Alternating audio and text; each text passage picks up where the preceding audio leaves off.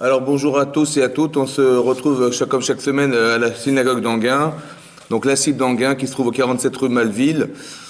Voilà, c'est pour un cours hebdomadaire et on souhaite bien entendu à l'occasion de ce cours la réfoua shelema de tous les malades et notamment de Sarah Bat Naomi, de Léa Bat Dina, de Léa Bat Shoshana, de Avram Ben Emily, Boudboul et également de Johan Mordechai Ben Daniel Malka et de tous les malades, voilà, à qui on pense.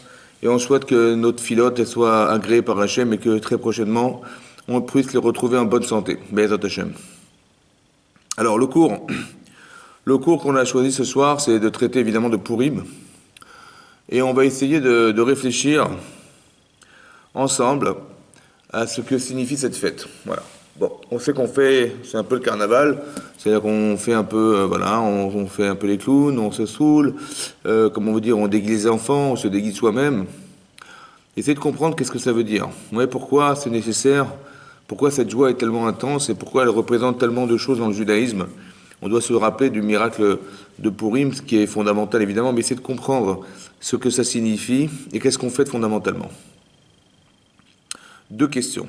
Première question, c'est qu'il est écrit dans la Megillat Esther que cette fête s'appelle Purim al Shem Apur. C'est-à-dire que Haman, il a un jour décidé d'exterminer le peuple juif, Chas Shalom, et donc qu'est-ce qui s'est passé? Il a dit je vais me fier au hasard. Ça veut dire qu'il était incapable de se décider. Et donc il a dit voilà, je vais faire appel au hasard, ouais, au mazal. C'est-à-dire qu'il y a sûrement une date qui est propice à cet événement, et donc je vais tirer au sort.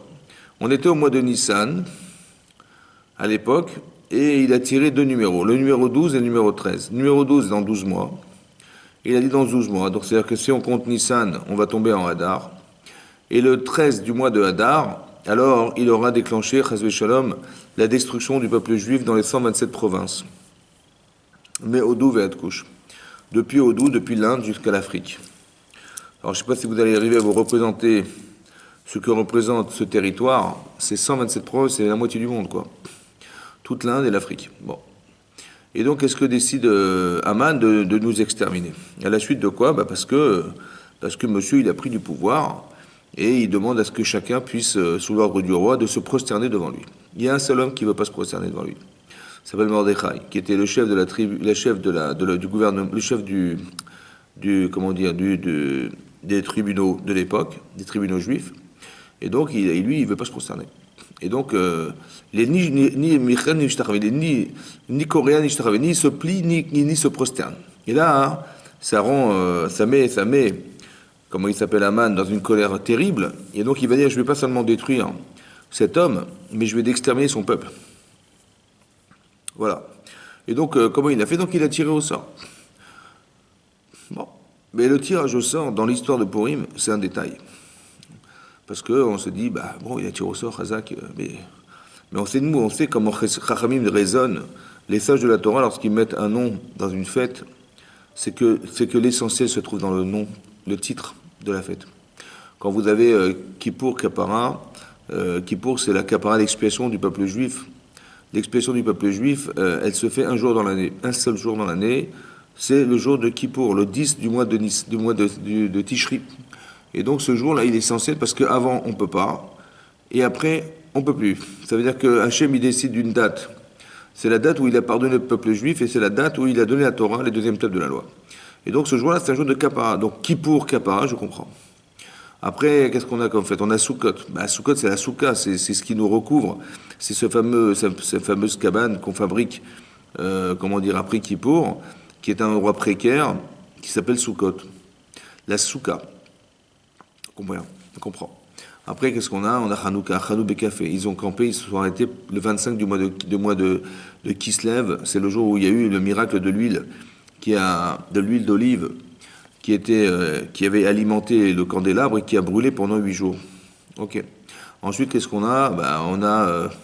On a Purim, on a Pessar parce que Passar, Hachem, il nous a épargné en sautant au-dessus des maisons des Juifs, des Hébreux de l'époque qui avaient su sacrifier en fait leur vie passée en sacrifiant cet agneau qui était en fait un agneau sacré, en fait, ils étaient tous idolâtres, en grande majorité, et cette idolâtrie-là, elle se retrouvait dans l'observation de l'adoration des animaux, qui était sacrée. Et donc, quand ils ont fait la shechita, c'est-à-dire quand ils ont égorgé ce fameux corban de Pessah, ils ont en fait renié leur passé de cette manière. Donc, ils ont eu le courage de leurs opinions et surtout le courage de le faire aux yeux des Égyptiens. Et ils ont donc aspergé les poteaux et les linteaux des maisons, de leur maison. Et c'est que de cette manière qu'Hachem, il a vu, on va dire, la Messerut Nefesh, c'est-à-dire l'engagement qui était le leur à l'époque, et l'engagement qui était révélateur de leur volonté de s'accrocher à la Torah qu'ils allaient recevoir et à Kadosh Baruch Hu. C'est pour ça qu'Hachem, par ce mérite-là, il les a sauvés. Passach, il a sauté au-dessus des maisons. Pessah. D'accord? Donc c'est-à-dire que c'était essentiel dans Pessah. Il fallait pouvoir avoir le courage de le faire. Il fallait être capable de pouvoir recevoir la Torah dans la mesure où on était fort dans nos opinions et capable de pouvoir effectivement sortir d'Égypte, pas pour rien, mais dans l'intérêt de s'accrocher à Kadosh Baruch Hu. Donc c'est une preuve. Shavuot, parce que Shiva Shavuot Isporlach, on doit compter 7 semaines entre Pessah et Shavuot. Shavuot, c'est le Matan Torah, le don de la Torah. Et donc le don de la Torah, qui va se révéler être le don à la date du 6 Sivan, cette date-là, elle préconise un travail personnel entre Pessah, la sortie d'Égypte, et le moment où on doit recevoir la Torah. Il va se passer 49 jours. Et donc on espère pendant cette période-là qu'on va évoluer jusqu'à accepter la Torah concrètement à Shavuot. Donc Shavuot sont les semaines. On comprend que Shavuot, il faut compter des semaines. Donc cette fête s'appelle Shavuot, on comprend. Mais Purim Al-Shem Apur. À Purim, au nom du tirage au sort. En quoi le tirage au sort était fondamental pour qu'on puisse appeler cette fête Purim? Qu'est-ce qu'il y a de spécial dans un tirage? Il n'y a rien de spécial.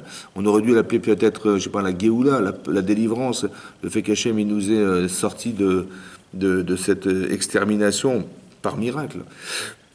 D'accord? La Géoula, la délivrance. Non, on appelait Purim. Ok. Donc on ne comprend pas qu'est-ce qui est fondamental dans cet événement qui va faire que cette fête s'appelle Purim. À part ça, hein, Purim, c'est un pluriel. Hachem Apur. Oui, on dit Purim, ce sont les tirages au sort, les hasards au nom du tirage au sort. Alors c'est vrai qu'il a tiré 2 numéros, mais quelque part, hein, c'est le tirage. La Torah, la Megillat Esther nous dit qu'elle s'appelle Purim au nom du tirage au sort. Du tirage au sort au singulier, alors que Purim est un pluriel. Pourquoi le pluriel? Quel sens donner au pluriel? Vous avez compris que le sujet, en fait, c'est ça. Le sujet, c'est comment on va traduire le hasard. Ça veut dire qu'il y a une façon de cultiver le hasard, il y a une façon de réfléchir au hasard. Quand les choses sont hasardeuses, elles arrivent alors qu'on ne les attendait pas. Oui, on n'attendait rien du tout, il s'est passé par hasard quelque chose. Bon, alors soit cet événement, on le vit bien, soit on le vit mal. Soit on réussit dans cet événement, oui, soit on échoue dans cet événement. Alors il y a des gens qui vont vous dire, bah, écoute, si tu as réussi, bah, écoute, c'est ton mazal, c'est-à-dire que c'est ta chance, toi et ta chance, tu as réussi, bah, tant mieux pour toi. Et si tu as raté, bah, c'est aussi ton mazal. D'accord? Il y a des choses qui sont, quand je dis hasard, ça veut dire qu'on n'a rien fait pour que ça arrive, et c'est arrivé. Donc on dit, bah, qu'est-ce que tu veux que je te dise? C'est comme ça, c'est par hasard. Donc tu as eu de la malchance, ou tu as eu de la chance. Cette façon de réfléchir, en fait, vous avez compris qu'elle occulte complètement le fait qu'Hachem existe. D'accord? Quand on vous dit, tu as eu de la chance, bah, c'est-à-dire que, de toute façon, c'est venu par hasard, donc c'est pas ton mérite. Tu n'as rien fait pour ça, mais c'est comme ça, c'est la vie, c'est le hasard. D'accord? Le hasard, ça se traduit comme, voilà. Maintenant, Amalek, ou bien Aman, il a une façon de réfléchir au hasard en se disant, de toute façon, ce que tu vis, c'est marqué dans le ciel. D'accord? C'est ça les mazalot. C'est-à-dire que tout est inscrit quelque part et on espère qu'à un moment donné où on sait calculer l'endroit et le moment où il faut exercer quelque chose dans un espace temporel, que dans le ciel, de toute façon, la réussite, elle est marquée dans le ciel. Donc eux, ils savaient, des astrologues savaient, regarder dans le ciel. Oui, on sait pertinemment tous que quand Pharaon a su que l'enfant d'Israël qui allait naître allait essayer de prendre le pouvoir en Égypte, les astrologues ont dit, voilà, il est né aujourd'hui. Il est né aujourd'hui, ils ont dit, alors qu'est-ce qu'on peut faire? Il dit, c'est simple, on voit dans le ciel qu'il va être frappé par l'eau. Voilà, il va mourir à cause de l'eau. Donc ils ont dit, c'est simple, il va être noyé. Donc ils ont été voir Paro, ils ont dit, il faut noyer les enfants qui vont naître aujourd'hui. Et on a noyé tous les enfants, peut-être que 700 enfants, ils ont noyé le jour même. Et en fait, la camarade expliquait que, en fait, ils ont cru, en interprétant Mourir et eau, ils ont traduit ça comme une noyade.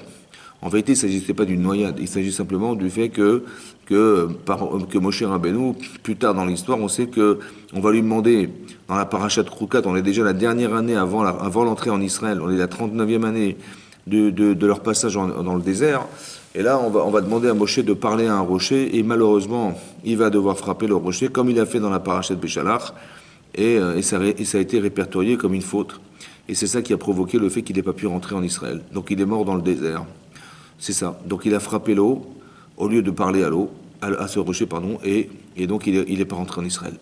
Et donc c'est ce qu'ils ont vu dans le ciel. Mais ce qui s'est passé, lorsqu'ils ont vu, ça s'est passé presque 120 ans plus tard. Ça veut dire qu'entre le moment de la naissance et le moment où ils ont vu frapper par l'eau, ils ont compris que son mazal, c'était de ça. Donc on voyait que c'était déjà inscrit quelque part.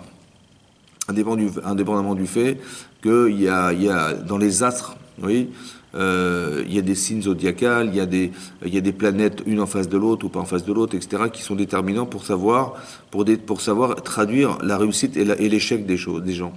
Et donc c'est comme ça que raisonne Aman. Aman, il raisonne en termes d'astrologie. Il dit voilà, le mazal, c'est ce qui nous entoure en fait. Et ben on en est victime.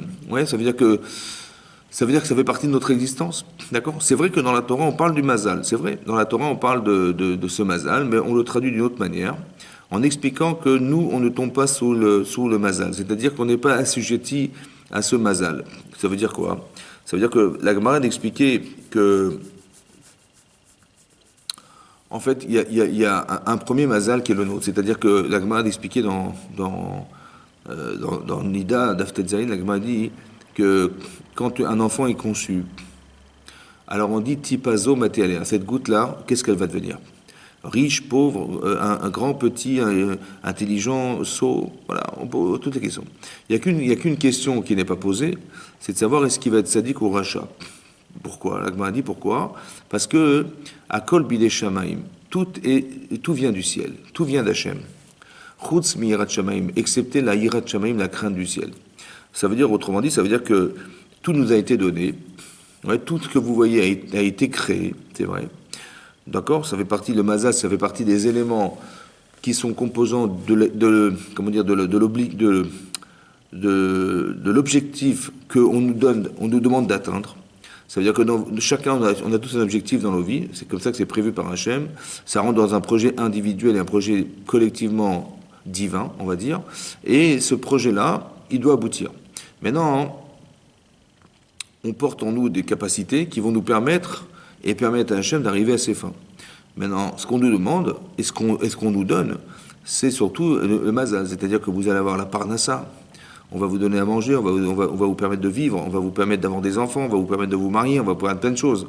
Ça fait partie du mazal. Ouais, c'est ce que dit la Gemara dans Shabbat d'Afkouf Numvav, elle dit là-bas que Bané, Chaye ou Maisonné, Bané, les enfants, Chaye, la vie, la longévité de vie, et Maisonné, et la subsistance, Lo bisruta taliamita, ça ne dépend pas de votre mérite. Et là, mazala taliamita, ça dépend du mazal. En fait, c'est une marloquette, c'est une discussion, mais la Gemara, elle conclut en disant ça. Ça veut dire que le mazal, ce sont les moyens qu'on nous donne pour exister. D'accord? Ça va durer ce que ça durera. D'accord? Et c'est de cette manière-là qu'on va pouvoir réaliser notre vie. C'est comme ça. Donc, il y a un autre mazal qui est ce que je vous ai dit tout à l'heure. Un peu comme Paro dit, voilà, quand il dit, mais à quoi ça sert que vous sortiez d'Égypte? J'ai vu Rad Negel Penechem. J'ai vu du mal face à vous dans le désert. Il a vu du sang. D'accord? Donc il dit, a priori, vous allez mourir dans le désert. À quoi ça sert de partir? Et là-dessus, la Gemara a expliqué qu'en fait, c'est vrai qu'il y avait du sang dans le désert, mais ce sang a été transformé en sang de Mila. C'est-à-dire qu'on a fait la Brit Mila dans le désert. Et donc, ça veut dire que quoi? Ça veut dire qu'on est capable de transformer. On est capable de faire changer les choses. On n'est pas dépendant de ce que... on n'est même pas assujetti à ce qu'on a fait comme erreur, puisqu'on peut changer. Ça veut dire que la force de la teshuva, la force de la capacité de se remettre en question et d'accepter et de regretter ce qu'on a fait, ça change les données qui sont marquées dans le ciel. Il y a une transformation des données. C'est pour ça qu'on nous dit que nous, on ne dépend pas du mazal. Un exemple simple, Gemara dans Brachot d'Af Yudbet, la Gemara dit là-bas que Yirmiyahu, il est venu voir Chizkiyahu Amelech, donc Yirmiyahu Hanavi, il est venu voir Chizkiyahu Amelech, ou Ishayahu, je ne sais plus, qui était un prophète. Et il lui a dit, écoute, savant que Hiskiaou était malade, était très très malade, souffrant, il était carrément mourant. Et il a dit, écoute, tu peux faire ton testament. Il a dit, pourquoi? Il a dit, bah c'est simple, tu vas mourir. Il dit, mais pourquoi je vais mourir? Il dit, parce que tu n'as pas pratiqué la misva de Piria Veribia, d'avoir des enfants. Il a dit, mais je voulais pas avoir d'enfants. Il dit, pourquoi? Parce que je savais que mes enfants seraient pas des tzadikim, ils seraient des Rechaïm. Et j'avais pas envie d'avoir des enfants Rechaïm.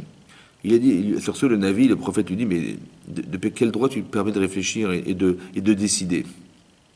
Tu es assujetti à la misva, tu dois faire la misva, peu importe les conséquences. Alors il a dit, ok, je comprends, j'ai fait une erreur, ok, je comprends. Il dit, voilà, ce que je vais faire, j'espère que par ton mérite et le mien, si j'épouse ta fille, peut-être que ton mérite et le mien s'associant, on aura des enfants de Sadikim. Et il a dit, ça sert à rien. C'est déjà décrété que tu dois mourir, ça sert à rien de continuer. Il a dit, tu n'es ni Navi, fils de Navi, tu n'es rien du tout.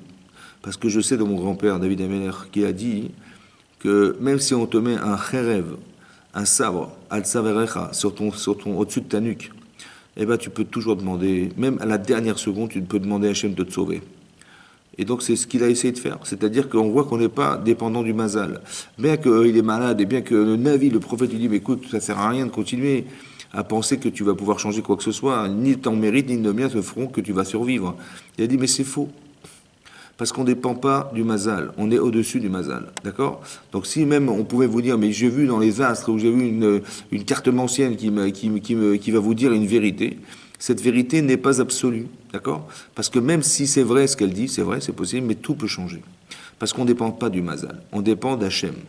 Et c'est Hachem qui est au-dessus du mazal, c'est Hachem qui est au-dessus de tout. Maintenant, cette façon de penser, c'est la façon que nous avons de réfléchir. Mais Aman, il a une autre façon de traduire le hasard. Ça veut dire que Purim, en vérité, vous allez comprendre que Purim, au pluriel, c'est parce qu'il y a deux façons de lire le hasard. C'est un pluriel. Il y a la façon dont les nations ont de le comprendre, et il y a la façon dont nous, on a de le comprendre. On est réfléchi de la même manière parce que eux, nous, on s'investit avec Hachem dans l'idée du hasard, et eux ne s'investissent pas, il n'y a pas Hachem dans leur histoire. Hachem, Dieu n'existe pas pour eux. Ils sont dépendants simplement de ce qu'ils savent, c'est-à-dire de voir dans les astres ce que le Mazal leur préconise de vivre. Ça va, les moments propices à réussir et à rater. Quand ils ont fait la guerre contre Amalek, Amalek a fait la guerre contre les Israël dans la paracha de Béchalach en sortant d'Égypte avant de recevoir la Torah. Moshe, il a arrêté le soleil. Pourquoi? Rachid expliquait, parce que ce miracle-là, il a démontré, puisque le mazal dépend des heures et les heures dépendent du soleil, que effectivement, en arrêtant le soleil, on a prouvé qu'Hachem était au-dessus du soleil, donc au-dessus du mazal. Vous avez compris? C'est ça la preuve. C'est ça la preuve. Et donc c'est cette bagarre, en vérité, cette guerre qui a existé entre nous et Amalek, ouais, cette conception de la vie qui va faire que soit on occulte Hachem, soit on le fait participer à l'exercice de notre vie. C'est ça la discussion entre Amalekim et nous. Ouais, c'est ça la discussion. C'est ça la problématique, c'est ça le conflit d'idées qu'on a entre nous. Donc vous avez compris pourquoi Purim est un pluriel. Parce que vous avez comprendre que tous les événements que nous vivons dans l'histoire de Purim, ce sont des événements qui n'ont ni queue ni tête. Ça veut dire que si vous vous rendez compte de ce qui est marqué, d'abord, les événements eux-mêmes. Voilà, il y a un Hachvérosh qui veut absolument inviter tous ses ministres pendant 180 jours à un festin organisé. Alors on dit 180 jours. Bon, on dit ouais, 180 jours. Mais 180 jours, c'est énorme. Ça veut dire que le carnaval de Rio, il dure 3 jours. Et les gens, ils n'en peuvent plus. Ces 3 jours, c'est très long.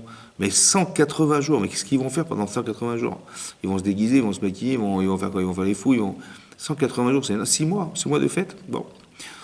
Donc ça veut dire que c'était énorme. Et donc qu'est-ce que fait Achashverosh? Il demande, alors qu'il était carrément ivre, il demande à sa femme de se présenter nue devant tout le monde. Il voulait montrer combien sa femme était belle. Et madame, pour des raisons qui sont propres à elle, elle refuse. Maintenant, on ne comprend pas, elle refuse, c'est bizarre, alors qu'elle a très envie de se montrer. Et donc, comme elle refuse, ça devient un affront. Un affront, et donc, qu'est-ce que décide Achashverosh? De la condamner à mort. Il la condamne à mort, et ensuite, il faut trouver une femme, il est condamné à mort, il faut trouver une femme qui va remplacer la reine. Et on cherche partout, dans toutes les 127 de province, et chaque femme qu'on récupère, elle est tombée dans son harem, et le matin et le soir, il va avec elle, le lendemain, il décide, est-ce que oui ou non, il épouse, non. Finalement, on a capturé Esther Amalka, la femme de Mordechai, donc la femme du plus grand rave de la génération de l'époque. Je ne sais pas, vous imaginez, le plus grand rave et on prend sa femme et on la met dans le harem de Achashverosh. Voilà. Et finalement, c'est elle qu'on a choisie. Ah, on ne comprend rien du tout. Où est-ce qu'il est Hachem? Qu'est-ce que fait Hachem? Pourquoi il ne la sauve pas Hachem? Et donc Mordechai, il sait qu'elle est partie. Sa propre femme, sa propre femme a été capturée, mise dans le harem de Achashverosh. Et là-bas, on attend. Et il dit surtout ne dis pas ton origine, ne dis pas que tu es juive, et surtout ne dis pas que tu es de lignée royale. Parce qu'en fait, il faut savoir qu'Esther Amalka, elle était descendante de Shaoul Améler, le premier roi d'Israël. Et il a dit ne dis surtout pas que tu es fille, que tu es descendante de roi, parce qu'il risque de t'épouser. Il va risquer de t'épouser parce que tu es une lignée royale. Lui, c'est son kavod, vous comprenez, c'est un honneur pour lui.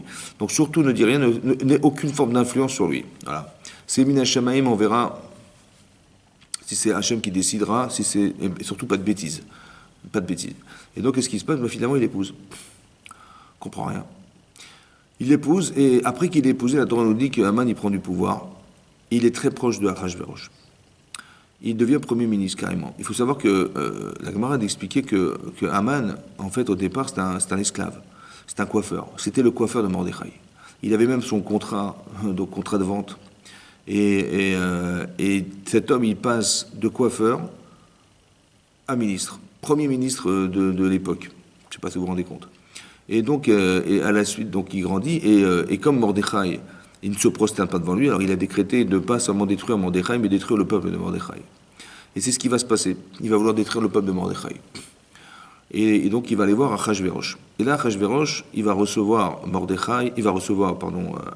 Haman, et là il va lui proposer d'exterminer un peuple qui ne nous sert à rien. Vous savez, c'est Eno Shavel Anicham, il ne nous sert à rien, il ne pratique pas nos coutumes. Et Achashverosh dit, écoute, c'est pas grave, vas-y, détruis-les, extermine-les. Alors déjà, on voit une forme de contradiction dans le personnage, parce que d'un côté, Achashverosh, il a l'air très sociable, il a l'air très proche de son peuple, il a l'air très proche, il veut absolument faire plaisir à tout le monde. Ouais, quand il fait un festin de 180 jours, c'est énorme, ça montre combien il est généreux, combien il est entier avec les gens de son entourage. Sa ville, il a fait un festin de 7 jours, donc. Et tout à coup, on voit l'inverse, il est capable d'exterminer un peuple. Ça paraît bizarre, comment ça se passe? On a l'impression que ce sont des gens qui ont des problèmes psychologiques, quoi. Des psychiatres, ils auraient dit, je sais pas, ils ont des soucis. Comment on peut être à la fois généreux, à la fois être exterminant, alors qu'on n'a rien fait pour ça, quoi. Ils n'ont rien fait pour ça. Et nos Shavel Alecham, c'est quoi ça? Ça vaut pas la peine de les avoir chez nous, comme si ils servaient à rien, comme si des êtres musulmans pouvaient imaginer qu'ils servent à rien. Ce qui paraît pas cohérent. Et donc, qu'est-ce que décide? Donc, il décide de l'exterminer. Alors, il dit, je vais payer 10 000 pièces d'or pour payer les frais d'information, on va dire, parce que 127 provinces, la moitié du monde, il fallait informer le monde entier. Donc il fallait faire des faits placardés partout, que le 13 Adar, on allait exterminer le peuple juif. Alors préparez-vous. Donc vous imaginez l'angoisse déjà pour ceux qui étaient présents à l'époque, et à part ça, lui, il veut arriver à ses fins. Et on a dit qu'il a tiré au hasard cette date. Donc il veut être certain de réussir. Vous avez compris, dans le hasard. Et donc, je ne vais pas vous raconter toute l'histoire, mais vous expliquer qu'on a affaire à des personnages un peu bizarres, des gens. Et quand c'est bizarre, ça révèle de quelque chose d'illogique. Et donc, quand c'est illogique, il y a quelque part quelque chose qui est minashamaim. Il faut réfléchir à ça et comprendre ce que ça veut dire. Maintenant, est-ce que nous, on tire au hasard? Est-ce que chez nous, la notion du hasard, c'est-à-dire qu'on tire au hasard, on tire au sort? Alors, il y a plusieurs endroits dans la Torah où on voit effectivement qu'on tire au sort. Oui, dans les endroits dans la Torah. Par exemple, quand il a fallu faire la différence entre les deux sacrifices qu'on devait apporter à Kippour, il y a un Seir Lachem et l'Azazel, il y a un bouc qu'on devait sacrifier pour pouvoir expier les fautes de tout le peuple juif, et aussi un Seir Lazazel qu'on devait jeter du haut d'une montagne. Il fallait choisir. Ce sont des animaux identiques. Ils ont la même couleur de poils, ils ont la même couleur de peau, ils ont la même couleur de sang, tout est pareil, identique. La même taille, tout pareil. Alors comment vous allez choisir celui qui est l'Hachem ou celui qui est l'Azazel? Comment on va savoir? Alors on tire au sort, ouais, Bégoral. Et donc on voit qu'on tire au sort. On tire au sort également quand il a fallu partager la terre d'Israël. C'est marqué Bégoral Atam, donc il fallait faire une Nachala Bégoral, donc il fallait tirer un héritage de la terre du partage d'Israël par un goral, par un tirage au sort. On a mis des papiers dans une boîte, on a mis les chefs, les noms des tribus, et on a mis les territoires par numéro. Et donc on a tiré un nom et on a tiré un numéro. Et c'est comme ça qu'on a pu déterminer quelle tribu allait être installée dans tel endroit d'Israël. Quand on tire au sort, on dit bah c'est le hasard. En fait, quand on tire au sort, le hasard, en fait, la finalité, c'est que c'est le choix d'Hachem. C'est ce qu'il a voulu Hachem. Donc derrière le hasard, chez nous, il y a cette volonté de faire que ce qui va se passer par hasard est forcément la volonté d'Hachem. C'est comme ça que ça se traduit. Ça va, c'est pas le hasard, c'est pas quelque chose d'aléatoire. Le hasard est traduit comme quelque chose qui va être l'issue de la pensée d'Akadosh Baruch Hu. Maintenant, évidemment, on ne va pas s'amuser toute notre vie à tirer au sort. D'accord? Vous allez décider, demain je prends le train, je prends pas le train, je ne sais pas, tiens, on va tirer au sort. Non, c'est pas comme ça que ça marche. La vie est faite de choix. C'est-à-dire que vous avez toute votre vie, ce qui fait de vous des êtres humains consciencieux et qui sont des gens sur qui on peut compter et des gens qui ont la faculté à pouvoir faire des choix, c'est de décider. Parce que c'est ça le mérite, c'est d'avoir décidé. Et donc c'est effectivement à l'inverse de ce qu'on est en train d'expliquer, qu'on ne tire pas au sort.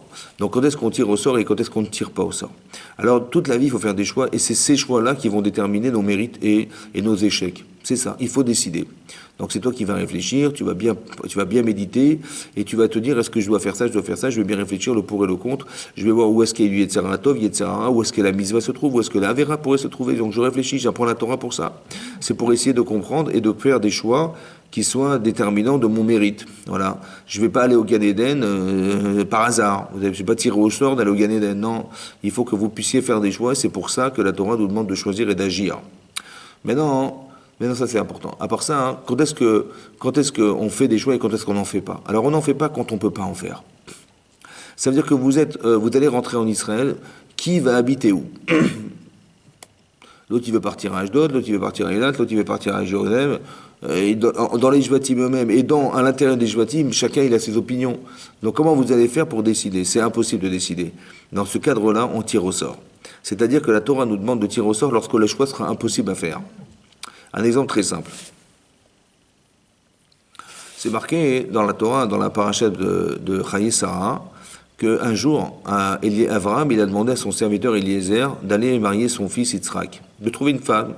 Il a dit, c'est simple, tu vas partir à Haran, là-bas, dans ma famille, où vivait mon père, et là-bas se trouve la femme de Yitzhak. Oui, parce que je veux pas une fille d'Eretz Canaan, du pays de Canaan. Je veux une fille qui ait des bonnes midotes, qui est une fille de famille, une fille qui a des bonnes qualités humaines. Et je veux une fille comme ça. Et cette fille-là, elle se trouve forcément dans notre famille, parce qu'on a été bien éduqués par nos parents, comme ça disait Abraham. Et je veux absolument que tu trouves une fille qui se trouve là-bas. Et donc Abraham lui demande, écoute, rends-moi ce service. Et donc Eliezer va s'exécuter. Il va dire, ok. Donc il va partir à Haran. Bon. Ce qui se passe, c'est que, je sais pas, mettez-vous à la place de Eliezer. Vous êtes le serviteur d'Abraham, d'accord? C'est votre maître Abraham, c'est votre maître à penser, c'est votre moré derrière, celui qui vous indique comment il faut vivre, comment il faut bien penser dans la vie. Voilà. C'est votre rave, c'était son rave. Et qu'est-ce qui se passe? Eliezer, on lui propose une chose pareille. Maintenant, mettez-vous à sa place 2 secondes. Mettez-vous à la place de Eliezer en vous disant, tiens, mon rave, il m'a demandé d'aller chercher une fille pour son fils. Quel mérite, quel kavod, quel respect il a pour moi, quelle confiance il me donne. Ça me fait très plaisir. Je suis Eliezer, ça me fait très plaisir.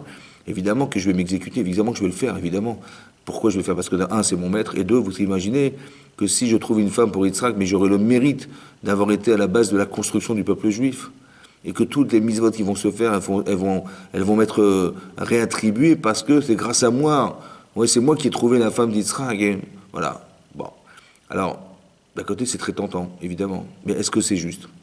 Est-ce que c'est juste? C'est-à-dire, est-ce que c'est ça qu'il faut avoir comme démarche? Alors, je vais vous dire une chose.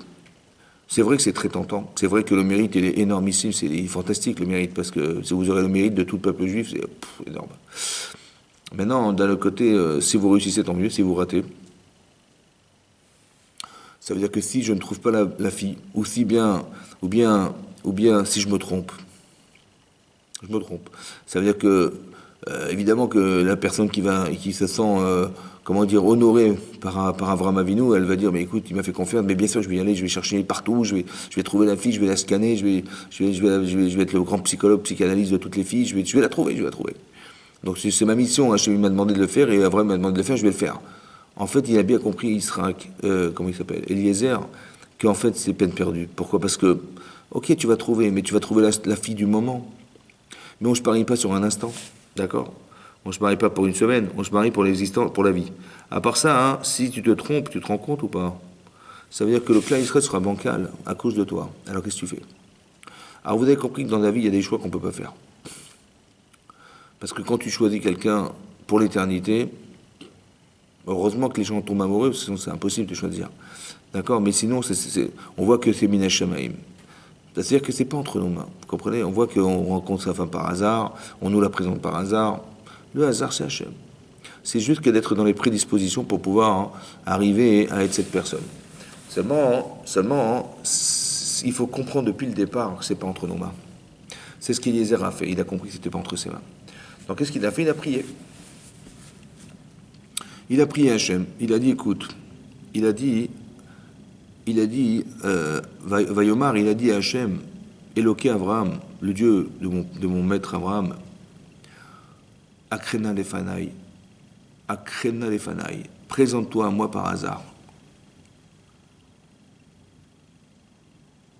Il a dit, le hasard, ça serait quoi? Ça serait que je vais rencontrer une jeune fille, je vais lui demander à boire, et si elle a la gentillesse de me donner à boire et qu'elle me répond, et aussi à tes chameaux, alors ça sera la femme d'Israël.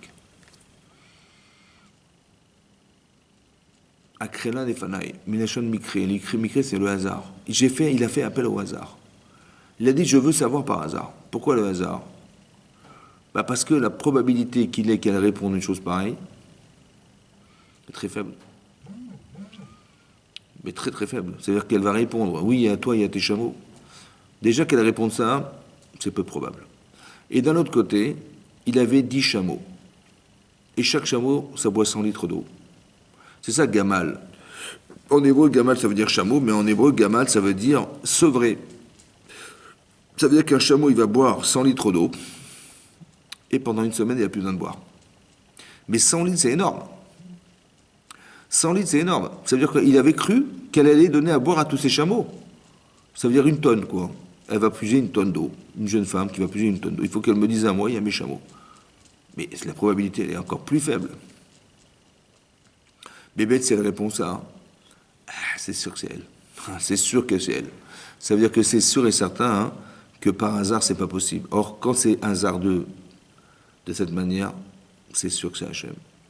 Donc il dit comme ça, comme ça tu auras prouvé à ton serviteur que c'est la femme d'Israël. Mais vous avez compris comment il a procédé avec le hasard. Ça veut dire que les choses qui arrivent par hasard, nous on les traduit comme Minash Shamaim. Ça veut dire qu'il faut être capable ensuite de traduire le hasard, de décrypter le hasard, de comprendre qu'est-ce qui s'est passé par hasard. Et c'est ça qui nous touche personnellement. Ce message, en fait, il est personnalisé parce que c'est comme ça que vous saurez par hasard que c'était lui. D'accord? Donc ça veut dire qu'il y a cette façon de voir où il y a des gens qui disent ah mais non, pas du tout. Arrête de dire des bêtises, ça s'est passé comme ça, c'est pas comme ça, c'est par hasard. Vous avez compris? Des fois c'est tellement énorme. Parce que Amalek, quand il fait la guerre contre Israël, et qu'on lui dit, mais il faut pas être idiot quand même, tu vois bien que les grenouilles, elles ont envahi le pays d'Égypte, tu vois bien que le Nil, il s'est transformé en sang, tu vois bien que, je sais pas moi, les bêtes sauvages, elles ont envahi les Égyptiens et pas les Hébreux, que la lèpre, elle a touché les Égyptiens et pas les Hébreux, l'amant des promenés, il va dire, écoute, t'as raison, mais ils ont eu de la chance. La mer s'est ouverte, mais ils ont eu de la chance. Il y a eu le vent qui a pénétré la mer, ils ont eu du pot, c'est comme ça. Il ne veut pas accepter l'idée que c'était Akadosh Baruch Hu. Tout est hasard. Ça veut dire que Hachem, il est transparent. Hachem n'apparaît pas dans la Megillat Esther. On parle pas, il n'y a pas un mot Hachem. Il n'y a pas. Ce qui est marqué, il y a marqué Amelech. Et le Gaon de Vilna, il dit que quand c'est marqué Melech, roi, alors on parle d'Achashverosh, et Amelech, le roi, c'est Hachem. D'accord?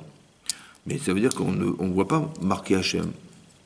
Pourquoi c'est pas marqué? Pourquoi Hachem, il est caché? La Gemara dans Choulin, elle pose la question, et elle demande, Esther mina Torah minaïn. Le mot d'Esther, dans la Torah, où est-ce qu'on le trouve? Le mot Esther. Ça veut dire que si la Megillat Esther, elle s'appelle Esther, et que si la femme de Mordechai s'appelle Esther, et si le héros principal s'appelle Esther, c'est que ça veut dire quelque chose. Alors les Chachamim, ils se demandent la question de savoir, mais où est-ce qu'il est marqué ce nom dans la Torah? Et ils ont répondu, Aster, Astir et Panay Bayamaou. Que ce jour-là, je cacherai ma face. Ça veut dire que sachez que quand on fait des erreurs dans la vie. Quand on fait des erreurs, ça veut dire on n'a plus la conscience qu'Hachem existe. Alors Hachem se cache. Aster, Astiret Panaï. Je cacherai ma face. Esther, Aster. Ça veut dire que Aster, ça veut dire je me cacherai. Mais Esther, ça veut dire aussi stira. Ça veut dire une contradiction. Et vous allez voir qu'on vit dans un monde qui se contredit en permanence. Que Achashverosh, il a l'air tout gentil, et après il est tout méchant. Et après, vous allez voir qu'Achashverosh, il a accepté de détruire le peuple juif à la suite de la demande de, comment il s'appelle, de Haman.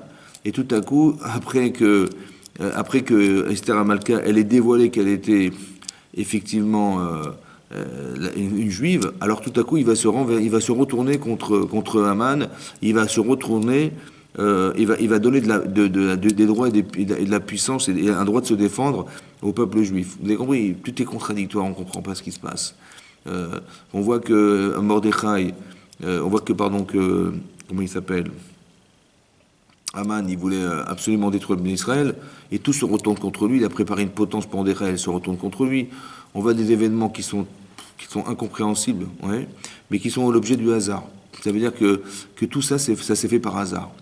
Et que derrière, quand vous décryptez les événements, vous comprenez que derrière cette façon de faire et cette façon tout était articulé pour que finalement les Bnei Israël soient sauvés. Ça veut dire qu'on ne comprend pas pourquoi il a décidé de pendre son épouse. Parce qu'elle a refusé, il va la pendre. Et qui c'est qui lui a proposé de la pendre? C'est Memouchan. Mais qui c'est Memouchan? C'était Haman. On l'appelle Memouchan parce qu'en hébreu, Memouchan, ça veut dire qu'il a préparé en fait la Géoula. Comment il a préparé? Parce qu'il s'est débarrassé de Vashti. C'est lui qui a proposé à Hachvérosh de se débarrasser de sa femme, et c'est lui qui va permettre à Esther Amalka de rentrer au royaume. Maintenant, on se dit, mais qu'est-ce qu'elle fait là, Esther Amalka? En fait, on a compris un autre principe, qu'Hachem, il est toujours Magdim Refoua Amaka. C'est-à-dire qu'Hachem, à chaque fois qu'il va amener quelque chose qui va nous blesser, il a tout le temps amené le remède avant d'amener la plaie. Tout le temps. Donc elle était déjà là avant que Haman il ait décrété qu'on allait être exterminé. Il y a toujours une solution qui précède un problème. Vous avez compris? C'est comme ça que je le sais. C'est parce que c'est marqué dans la Megillat Esther qu'il a fait monter au pouvoir Esther Amalka. Et à la suite de ça, Haman, il a été violemment agressé, entre guillemets, par Achashverosh, par Mordechai, qui ne voulait pas se prosterner à lui, donc il était vexé. Et c'est là que, par vexation, il a voulu le détruire. Il a dit même pire que ça, il a dit Kolze no Shaveli. Tout ce que j'ai, les richesses, tout ce que j'ai, le pouvoir, tout le kavod qu'on me fait, Eno Shaveli, ça ne vaut rien pour moi. Kolzman Shani Roe Mordechai Loecha Vishtachave. Tant que je vois Mordechai qui vient pas, il se prospère pas à moi. Ça le rend malade. À ce point-là. Regardez un peu les contradictions qui s'affichent quand il se prosterne pas devant toi. D'accord? Tu as besoin de faire autant de. Tout ce que tu as ne vaut rien, toutes les richesses, le nombre d'enfants qu'il avait, toutes les femmes qu'il avait, tout le pouvoir qu'il avait, tout le pouvoir de décision qu'il avait, le poste qu'il avait. Edo Chaveli, ça ne vaut rien. Ça ne vaut rien du tout, tant que je ne vois pas. Et alors qu'il avait besoin que tout le monde se prosterne jusqu'au dernier, quoi. C'est énorme. Et donc, qu'est-ce qui se passe? En fait, le hasard. Vous avez compris? Donc, on parle du hasard dans la Torah, c'est vrai. Il y a du hasard dans la Torah. Et ce hasard-là, en fait, il faut le comprendre de cette manière, en comprenant que, quelque part, ça avait un sens. Il faut avoir l'intelligence de voir derrière le hasard quelque chose. C'est pas normal que ça arrive. Et c'est quelque part un clin d'œil d'Hachem. Pourquoi Hachem ne se révèle pas de façon directe, comme il l'a fait à Pessah? Pourquoi Purim est différent de Pessah? C'est marqué dans la Megillat Esther que Kimou et Kiblo Yehudim, ils ont réalisé ce qu'ils avaient accepté, les Juifs. Et de quoi on parle? En fait, la Gemara a expliqué dans Megillah, elle dit Kimou, ils ont réalisé à Purim Bessimcha, avec joie, ce qu'ils avaient accepté à Shavuot, le 6 Sivan, le jour du Matan Torah, avec la crainte d'Hachem. C'est-à-dire qu'ils ont réalisé quelque chose à Purim qu'ils n'ont jamais pu atteindre à Shavuot. C'est-à-dire que si vous regardez le calendrier de hébraïque, Pessah, c'est la sortie d'Égypte, et la fin de l'année, juste avant de retomber sur la case Pessah, c'est Purim. C'est-à-dire que Purim, c'est le summum de l'année. Purim, c'est le moment où on a atteint la simcha, la joie, la plénitude. Qu'est-ce qu'il y avait de spécial dans ce jour-là qui a fait qu'on est tombé dans la joie et pas l'inverse? Alors, peut-être l'idée, c'est la suivante. Hachem se manifeste, mais de façon claire, à Pessah. Ça veut dire que Hachem est appelé par Moshe Rabbeinu, et Hachem, il lui dit, écoute, tends ton bras vers le Nil. Et donc il dit à Paro, voilà, je vais rendre le Nil en sang, transformer ce Nil en sang. Et les Hébreux l'ont su, tout le monde a vu. Bon, extraordinaire. On fait appel à Hachem et les grenouilles envahissent l'Égypte. On fait appel à Hachem et après on va voir les poux. On fait appel à Hachem, on va voir les bêtes féroces. On fait appel à Hachem, on va voir les ulcères. On fait appel à Hachem, on va voir les sauterelles. On fait appel à Hachem, les grelons qui vont tomber, la grêle qui tombe sur l'Égypte, qui détruit l'Égypte. Mais des choses extraordinairement puissantes. Des choses auxquelles on ne peut pas renier que c'est lui. Mais compris, c'est impossible que autant de... Et en plus, ça tombe juste là où il faut. Et ça tombe juste pour les Égyptiens et pas pour les Hébreux. Et qu'est-ce qui se passe? Les petits Israël ont dit, c'est Vinishma, tout ce que tu nous demanderas, on le fera. Et donc, on arrive au matin de Torah. Et là, tout à coup, bizarrement, Hachem, il met une montagne sur la tête des petits Israël. Il leur dit, écoutez, c'est simple. Si vous acceptez la Torah, tant mieux. Sinon, vous serez enterrés sur place. J'ai pas compris. Pourquoi il avait besoin de mettre une pression pareille? Mais on a dit, c'est Vinishma. On a dit, tout ce que tu nous demanderas de faire, on le fera. On est les bons élèves. Alors que, à Purim, on est les mauvais élèves, puisqu'on a participé au festin d'Achashverosh, et c'est ça qui a entraîné l'extermination du peuple juif. Et bizarrement, là-bas, on va accepter la Torah Bessimcha, avec joie, et à Pessah, on va l'accepter par ira, la crainte. Pourquoi Hachem, il s'est posé la question de savoir, on devrait se poser la question de savoir, pardon, pourquoi Hachem, il nous a imposé la Torah sur Mont Sinaï, alors qu'on l'a accepté Bessimcha à Purim? Alors l'idée, c'est la suivante, peut-être. Quand Hachem se révèle, en fait, il s'impose. Puis quand Hachem s'impose, vous n'avez plus le choix. Vous ne pouvez pas renier. Si Hachem vous sauve la vie, il vous sort d'Égypte, il vous permet de vous nourrir dans le désert, il vous ouvre la mer Rouge, et il vous propose la Torah, vous allez dire non. Vous allez dire, écoute, je ne sais pas, repasse demain, on verra. Non, vous allez accepter la Torah, c'est sûr. Le problème, c'est que vous êtes obligé d'accepter. C'est ça l'Aïra. Et donc, vous n'êtes pas crédible. Pourquoi? Parce que vous l'accepterez aussi, c'est super, mais vos enfants et vos petits-enfants, ils vont l'accepter, ils n'ont jamais vécu la sortie d'Égypte. Ça va s'oublier, tout ça. Même si on leur rappellera et tout, mais bon, c'était pas nous. Vous avez compris? Donc, ça veut dire qu'on ne se sent pas concerné par ce qui nous arrive. On est dans la crainte d'Hachem, on a peur de décevoir Hachem, mais on ne se sent pas aimé, parce qu'on nous oblige à croire. Tu m'obliges à croire. On n'est pas fait pour être obligé, on est fait pour être invité. Et là, quelque part, Hachem, il nous impose. Mais il n'a pas le choix, parce qu'on est complètement idolâtre, parce qu'on est à un niveau tel de déchéance morale où on se sent incapable de pouvoir survivre en tant qu'être humain cohérent, on va dire, et pas être des esclaves à vie. Alors on est obligé, Hachem, obligé de nous sortir d'Égypte, obligé de nous montrer les miracles, obligé de nous montrer qu'il existe, de se révéler à nous, de montrer combien il nous aime. Mais d'un autre côté, on se sent obligé d'accepter la Torah, on n'a pas le choix, on ne connaît même pas la Torah. Mais par reconnaissance qu'Hachem nous a sortis d'Égypte, on est obligé d'accepter la Torah. Obligé d'accepter la Torah. C'est pas dans cette démarche qu'on doit vivre. On ne doit pas se sentir obligé, on doit se sentir concerné. C'est-à-dire qu'on doit choisir la Torah.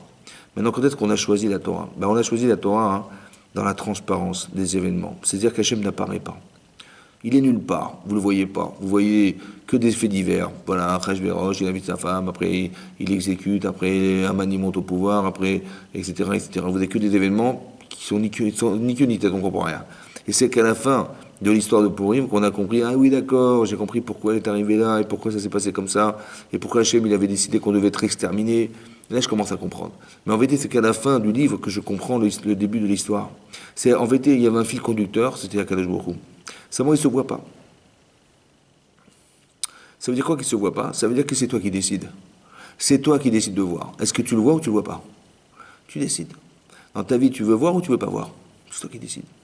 Alors c'est vrai que c'est difficile de le voir si tu n'étudies pas la Torah. Parce que si tu ne sais pas comment Hachem se manifeste, comment il se comporte, comment il se cache, comment il ne se cache pas, pourquoi il nous arrive des choses pareilles, tu ne comprends rien. Alors évidemment, si tu ne comprends pas, tu risques pas de savoir que c'est lui. Donc on étudie la Torah pour juste comprendre. savoir comment il marche, ouais, comment Hachem fonctionne, comment Hachem se déclare, comment il se dévoile à travers... Vous avez compris, là, l'exemple que je vous donne, c'est un exemple de hasard. C'est une façon de comprendre une des manifestations d'Hachem dans le monde. Parce que Hachem, il ne veut pas s'imposer. Il ne veut pas que tu sois obligé. Parce que si tu es obligé, quel mérite tu vas avoir? Zéro. Parce que tu t'es senti obligé de le faire. Et lui, s'est dévoilé, tu ne l'as pas trouvé. Parce qu'il s'est dévoilé à toi. Donc il ne faut pas qu'il se montre. Au contraire. Ça veut dire que plus les miracles sont dévoilés, et plus on est nul.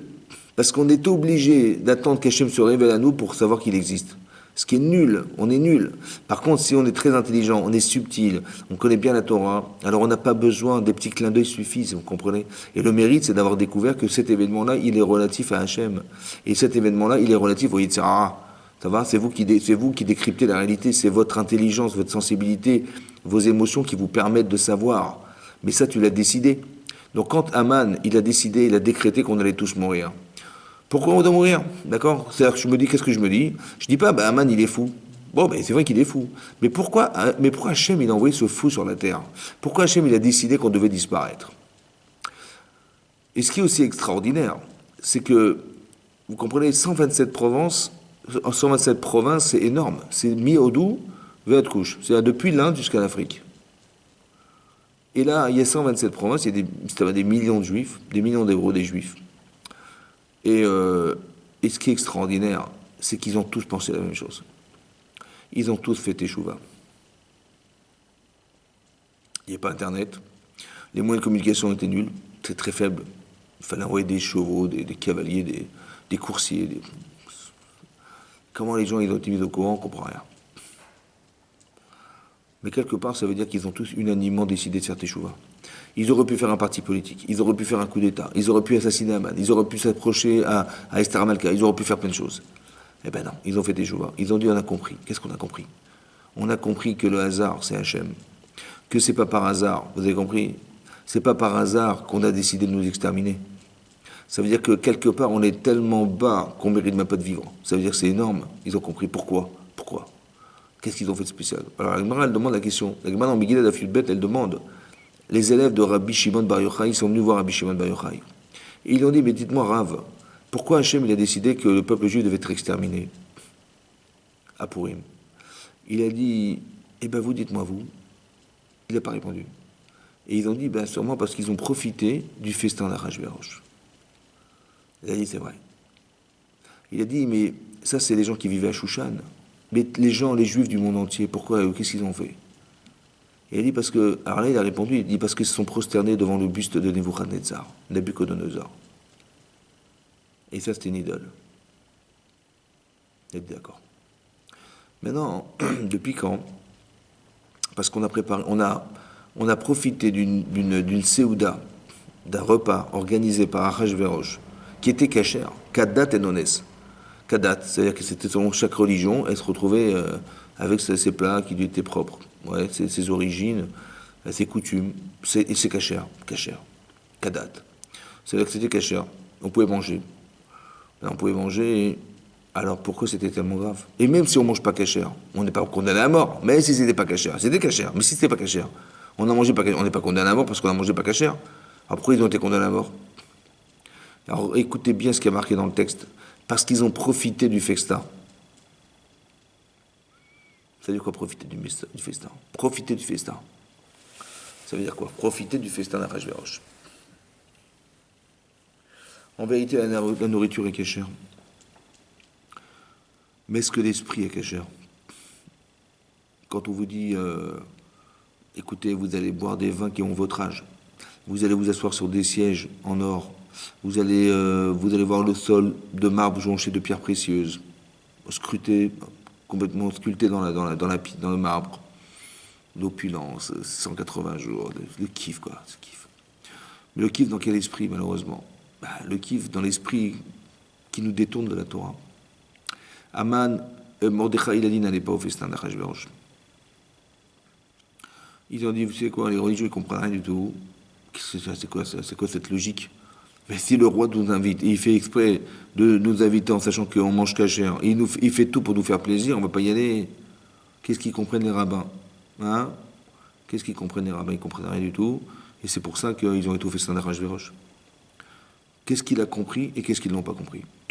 En fait, eux, ils ont dit, bah, on vit quand même dans un monde. Il faut respecter les lois de la politique du pays quand même. C'est un affront si on n'y va pas. Ça, autrement dit, si on n'y va pas, on va mourir. Parce il va tellement vexer le roi qu'il va nous condamner à mort. Ah, il faut y aller, il faut y aller. J'ai compris, c'est vrai. C'est-à-dire que pour sauver ta peau, t'as raison. T'as raison, il faut y aller. Pour sauver ta neshama. Parce que si tu t'assimiles, attention, ça veut dire que si tu rentres dans le plaisir d'un esprit pas cachère, si tu dis c'est pas cachère dans l'esprit, mais bon, de toute façon je vais pas recommencer, ça m'intéresse pas. Mais là c'est plaisant. En plus il t'a rendu service, il t'a fait plaisir, il t'a honoré. C'est encore pire. Ça veut dire qu'on est dans une situation où on est cadenassé par le plaisir. C'est le pire ça. C'est ça qu'il a vu à Mordechai. Il a dit n'allez pas. Tu dis mais si on n'y va pas, on va mourir. Oh, je lui dis soit on n'y va pas, on va mourir, soit on ne mourra pas. Parce qu'Hachem, il ne nous a pas demandé de mourir par des mitzvot. Ça veut dire qu'en fait, c'est un leurre. Soit c'est vrai, on va mourir, on sera mort en Kiddush Hachem, mais on ne va pas s'assimiler. Soit, hein, ça veut dire qu'on ne mourra pas. D'accord? Parce qu'on n'est pas fait pour mourir. Mais comme ils ont accepté, ils n'ont pas été sensibles à écouter Mordechai, ils n'ont pas été sensibles à l'événement qu'ils ont vécu, alors, quelque part, il y a quelque chose qui ne vit pas chez eux. C'était ça la condamnation. C'est ça, de ça, il se nourrit Aman. Vous avez compris? Seulement, c'est pas par hasard, en fait. Ça a été réfléchi. Seulement, ça s'est vécu par hasard. Mais ça n'était pas un hasard.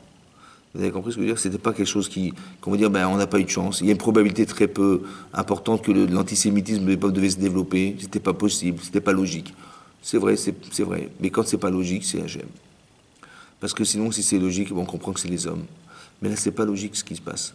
C'est pas logique ce qui se passe. Et donc, ce qu'on doit traduire derrière, c'est que il y avait comme un message. Et il ne faut pas s'arrêter sur ce que vous voyez. Tu dis, mais bon, on va se battre contre le coronavirus, on va se battre, on va trouver des vaccins, on va trouver des machins, on va se battre contre Haman, on va se battre, on va essayer de détruire, on va essayer de faire un coup d'État. Non, ça sert à rien. Vous avez compris que ce qui nous arrive, en vérité, c'est le reflet de ce que nous sommes. Donc si le monde est malade, c'est qu'il est malade. Ça veut dire qu'on est malade, il y a un problème, on n'est pas dans la Torah, on n'est pas dans les mitzvot, on n'est pas, et même si on l'est peut-être pas assez, ou bien on n'est pas investi, ou bien on n'est pas conscient de ce qui nous arrive, on ne sait pas ce qu'on a à gagner à perdre, ou bien sans se rendre compte, il y a un taux d'assimilation qui est insupportable. Combien de temps ça va durer? Est-ce que le monde, il va subsister à tout ça? Est-ce qu'il va réussir à respirer de toute cette pollution? Vous avez compris ce que je veux dire? En vérité, c'est pas Mina Shamaim que le monde est pollué. Peut-être qu'on est pollué. Vous avez compris qu'on réfléchit avec de la pollution dans le cerveau. Parce qu'on se dit, ben, on est dans l'exploitation du monde sans tenir compte de ce qui nous fait vivre et de ce qui nous fait mourir. C'est pas grave si on pollue les pesticides, la pollution, les machins, c'est pas grave. Il y a des particules partout, on respire, on sait pas ce qu'on respire. Les gens tombent à table des maladies qu'ils n'auraient jamais dû attraper si ce n'était pas la mondialisation. Tout ça, c'est des choses à réfléchir. Donc, derrière un événement politique, derrière un événement météorologique, qui c'est qui gère tout ça, à votre avis? Qui c'est qui gère tout ça? Mais c'est Akadosh Baruch Hu. Donc, c'est-à-dire qu'on ne doit pas le réfléchir selon les événements que nous vivons, mais selon le message que ça nous renvoie. Par hasard. Vous avez compris, comme je vous avais expliqué, que quand, dans la paracha de Vaishlach, là-bas, c'est marqué que Yaakov Avinu, il a su que son frère arrivait. Mais il était venu pas pour lui faire sa fête, mais pour lui faire sa fête. Pas lui faire sa fête, c'était son anniversaire, non, mais pour lui faire sa fête. C'est-à-dire qu'il voulait vraiment le détruire. Il est venu à 400 hommes. Ok. Yaakov, il va prier Hachem. Atzilenina miyadachim yadesav. Maintenant, pourquoi c'est nécessaire de prier? Pourquoi c'est nécessaire après de faire teshuva? Parce qu'en vérité, tout ce que vous voyez, c'est un message divin. C'est pas Esav. Esav, il arrive, là, c'est vrai, il arrive, c'est vrai. Mais il a eu peur de tuer Esav. Il a eu peur de mourir, mais il a eu peur de tuer Esav. Pourquoi? Parce que Yaakov, il est intelligent. Et on doit être intelligent. Et comprendre que si on nous en veut, c'est pas la personne qui t'en veut qui est problématique. Parce qu'Hachem, il utilise des rishaïm pour faire des erreurs et des fautes. Mais c'est Hachem qui utilise. Ça veut dire que quelque part, ce qui nous arrive, c'est comme si on nous envoyait un courrier.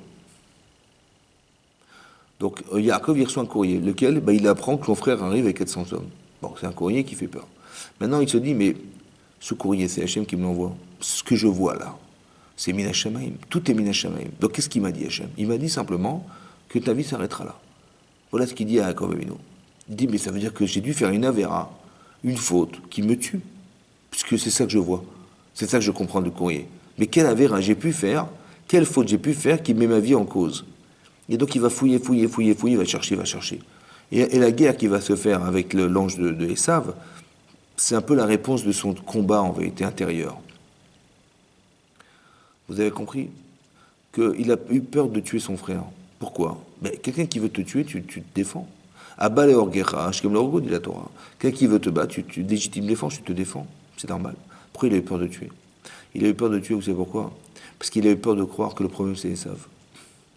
Mais Esav c'est un courrier. C'est comme si tu déchires la lettre que tu as reçue. Tu as reçu une mauvaise nouvelle, tu déchires la lettre. Bah, déchire la lettre. Bon, t'es énervé, je comprends, mais c'est parce que tu l'as déchiré que ton problème il est solutionné. D'accord? Donc ça ne sert à rien de déchirer la lettre parce que, et c'est pareil, tu vas recevoir un autre courrier, ça ne sert à rien. Autant que si tu tues Esav, de toute façon, ça, aujourd'hui c'est Esav, demain ce sera un autre, c'est pareil, c'est la même chose. Vous avez compris? C'est pour ça que ça ne sert à rien. Ça sert à rien. Ce qu'il faut comprendre derrière tout ça, c'est qu'en fait, tout est par hasard. Le hasard, en vérité, il faut traduire ça comme étant un message divin. Tu dois comprendre derrière ce qui t'arrive que c'est Hachem qui te parle. Alors, il ne va pas te parler en direct. Parce que s'il te dit, il te téléphone, tu n'auras pas le choix de croire que c'était le hasard. Il faut tout le temps que les événements ils soient masqués par une situation physique et qui puisse te faire comprendre un message divin. D'accord? Mais ça, il faut l'accepter, c'est comme ça. Donc c'est pour cette raison-là que quand Mordechai et quand le peuple juif ont su que Haman il avait décrété sur eux l'extermination du peuple juif, ils ont très bien compris que c'était Minei Shamaim. Et donc ils ont fait Teshuvah sur le festin d'Achashverosh qu'ils avaient consommé, joui de ça. Et ils ont jeûné. Ils ont jeûné pendant 3 jours. D'accord? Jeûner, en fait, ils ont jeûné ce qu'ils avaient mangé. Ils ont remis en question, ils ont regretté ce qu'ils avaient mangé. Pour ensuite manger. Il faut manger, toujours, il faut manger, il ne faut pas oublier. Il faut manger, mais au festin de Esther Amalka. D'accord? Ça veut dire que là, on avait mangé dans un festin qui n'était manifestement pas caché au niveau de l'esprit, et on va manger la même chose, hein, c'est caché ce qu'on mange, hein, seulement dans l'esprit de la fête de Purim, l'esprit de la délivrance, l'esprit de reconnaître qu'Hachem nous a sauvé la vie. Vous avez compris? Et qu'il nous a laissé la liberté de choisir. C'est pour ça qu'on va aimer Hachem à Purim. Parce qu'on a eu la liberté d'avoir choisi Hachem. On ne nous a pas imposé. Et vous allez vous rendre compte que c'est un principe qui est fondamental dans la vie. Que même dans l'éducation de vos enfants, lorsque vous obligez vos enfants à faire quelque chose, de toute façon j'ai tellement peur, j'ai peur qu'ils ratent, j'ai peur que... J'ai envie de... J'ai de l'Aïrat Shamaim, vous comprenez? Donc j'ai très peur que ça ne puisse pas se faire. Ouais. Ou qu'il va rater quelque chose, j'ai très peur. Mais en vérité, donc je vais imposer à mes enfants. J'ai tellement peur. Et vous allez vous rendre compte qu'à un moment donné, ça se révolte. Parce que ça a été imposé. Il ne faut jamais imposer quoi que ce soit. On n'impose pas aux gens. Il faut inviter les gens à aimer ce qu'ils font. Ouais. Montrer combien vous êtes proche d'eux, combien vous les accompagnez. On accompagne nos enfants, on n'oblige pas nos enfants. Mais il y a des choses où il faut être rigoureux, évidemment, hein, je ne dis pas le contraire. Seulement, il faut inviter les gens à comprendre, ouais, à les interroger. En s'interrogeant, hein, vous allez comprendre que c'est l'unique manière de les amener à penser et à décider par eux-mêmes. D'accord? Et donc, laissez-les choisir, laissez-les réfléchir. Pas décider sans réfléchir, parce que là, c'est sûr qu'ils vont tomber dans des panneaux. Mais alors, dites, bon, bah, si tu penses que c'est bien, ah bon, et si tu fais ça, tu crois que c'est bien, et c'est dit, ouais, mais tu comprends pas. D'accord, je comprends pas, mais...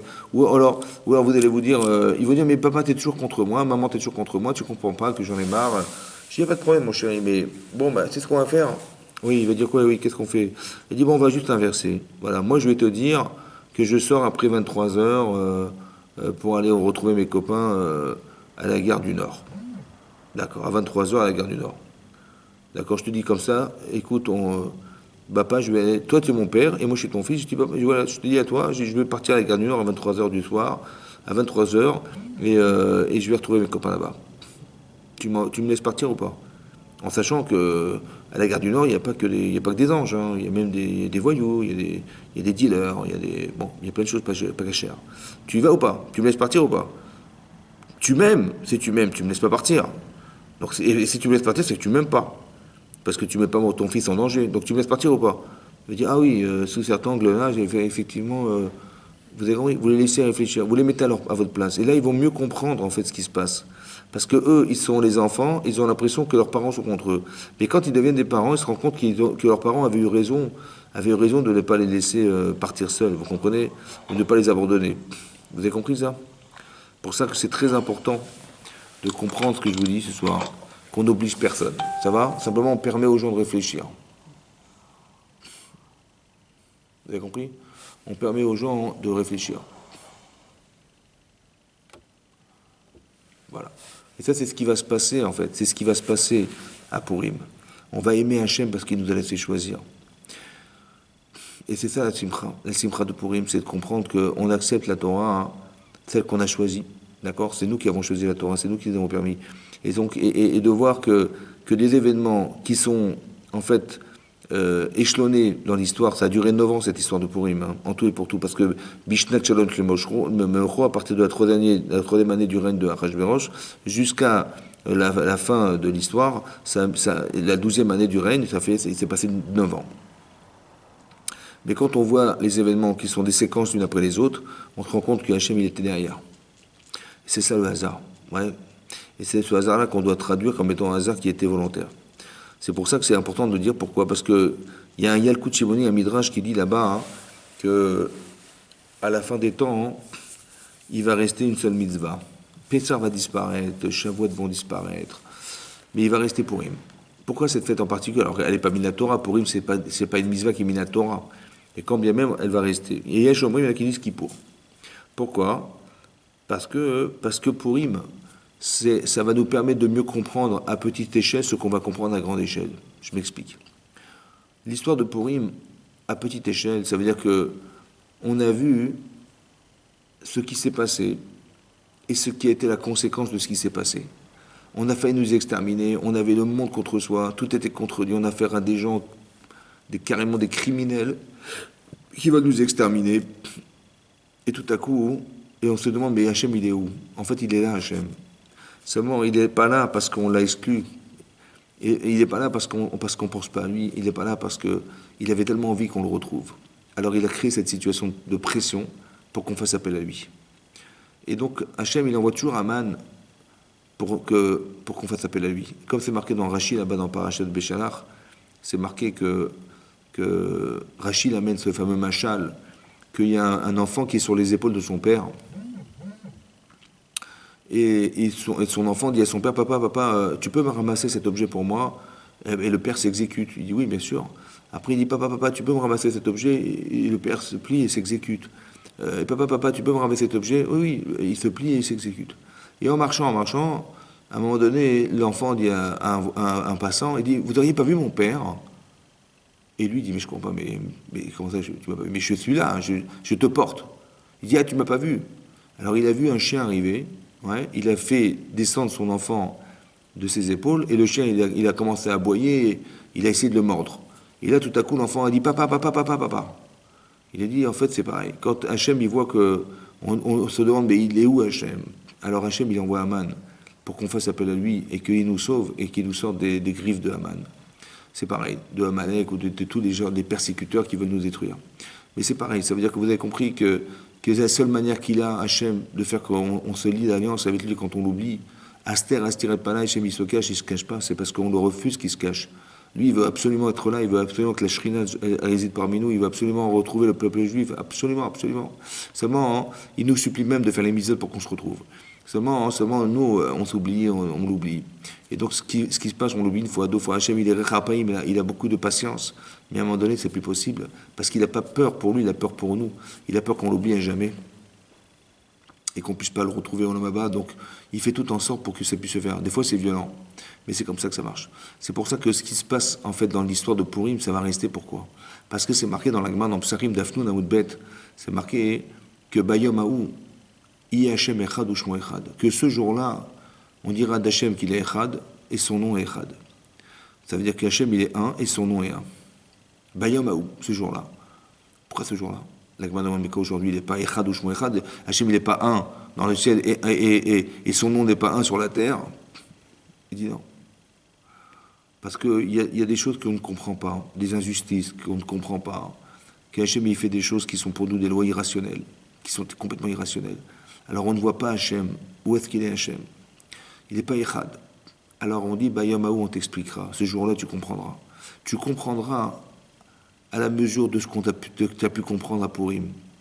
Qu'au départ, tu n'as pas compris pourquoi Achashverosh il a mis à mort sa femme. Tu n'as pas compris pourquoi on a mis Esther Amalka, reine de trucs. Tu n'as pas compris pourquoi il s'acharne contre nous, comment il s'appelle, Aman. Tu n'as pas compris pourquoi Mordechai ne veut pas se prosterner, mais en péril le peuple juif. Tu n'as pas compris comment ça se fait que tout le monde a fait Teshuvah. Tu n'as pas compris comment, par hasard, Achashverosh ne trouvait pas le sommeil, et que tout à coup, par hasard, on lui lit dans les chroniques qu'un jour, il y a deux eunuques du roi qui ont voulu assassiner le roi, et que grâce à Dieu et grâce à comment il s'appelle, à Esther Amalka qui a nié en don de Mordechai que et on avait comploté contre lui et qu'on a retrouvé les gens qui ont essayé de l'assassiner et qu'ils ont été justifiés, ils ont été condamnés à mort grâce à Mordechai. Et au moment où il entend dire que Mordechai lui sauve la peau, il sauve la vie, pardon, tout à coup on en frappe à la porte et c'est Aman qui vient dire à Mordechai, à Achashverosh, qui veut pendre Mordechai, l'homme qui a sauvé le roi Achashverosh. Comme par hasard. Vous avez compris? Tout ça, ce sont des sommes de hasard qui, en fait, nous révèlent qu'Hachem, il est derrière tout ça. Donc, ne vous inquiétez pas. Ayez bitachon b'Hachem, ayez confiance en Dieu, et confiance en tout ce qui nous arrive. Et tout ce qui nous arrive ne sont que des provocations pour le retrouver.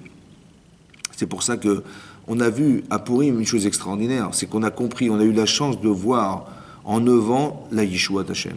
On a vu en 9 ans comment Hachem il s'est manifesté, le début et la fin de l'histoire. En vérité, c'est ce qui va se passer à la fin des temps. Et donc, il faut juste avoir la capacité mentale, d'accord, et émotionnelle à pouvoir voir ce que je vous dis ce soir. De voir qu'il se passe des événements, mais ne pas les traduire selon les personnages qui l'occupent, mais c'est le message qu'Hachem il va vouloir nous transmettre à travers les personnages. Essayez de comprendre que ce qui nous arrive aujourd'hui n'est qu'un message d'Hachem. Donc, c'est vrai qu'il y a des choses graves qui arrivent, c'est vrai que des gens ils meurent de la maladie, c'est vrai, tout ça c'est vrai. Mais c'est de la provocation, parce que vous inquiétez pas pour eux, ils vont aller au Gan Eden direct, ces gens-là. Mais pour nous, c'est difficile à vivre parce qu'on se dit, mais qu'est-ce que ça veut dire? Qu'est-ce que ça traduit simplement que si le monde est en péril, c'est qu'on est en péril. Et donc il faut faire Teshuvah, il faut se rapprocher d'Hachem, il faut faire des misères, il faut faire tout ce qu'on peut faire pour lui. Il faut faire tout ce qu'on peut faire pour retrouver Akadosh Baruch Hu. Et faire que ça soit possible, ça n'est que dans la mesure où on se retrouve dans des endroits où effectivement on pourra prier, on pourra faire des cours de Torah. Et là je vois la salle est vide. Ça veut dire qu'Hachem, il est triste. D'accord? Peut-être qu'Hachem, il veut pas de notre étude, j'en sais rien. Peut-être qu'il n'est pas content de ce qui se passe.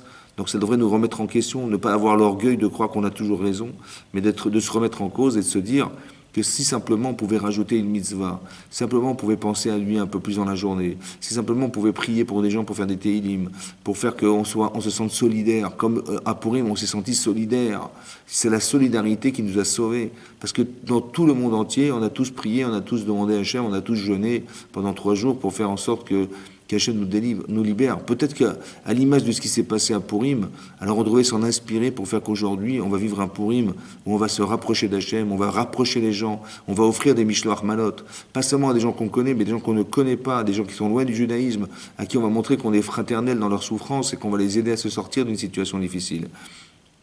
Et de leur montrer l'amour qu'on a d'eux et l'amour qu'on a de la Torah et d'Hachem. Et c'est peut-être dans cet esprit-là que Hachem, Be'ezrat Hachem fera que Bayom Haou y Hachem Echad ou Shmo Echad, que ce jour-là, Hachem, on dira de lui qu'il sera Echad, peut-être, Be'ezrat Hachem, on souhaite, et que ça puisse amener la venue du Mashiach très prochainement. Amen, Kenny Ratson.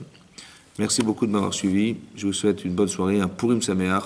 Voilà, Purim en joie, dans la joie qu'Hachem nous délivre du Mashiach avec le Mashiach très prochainement. Amen, Kenny Ratson.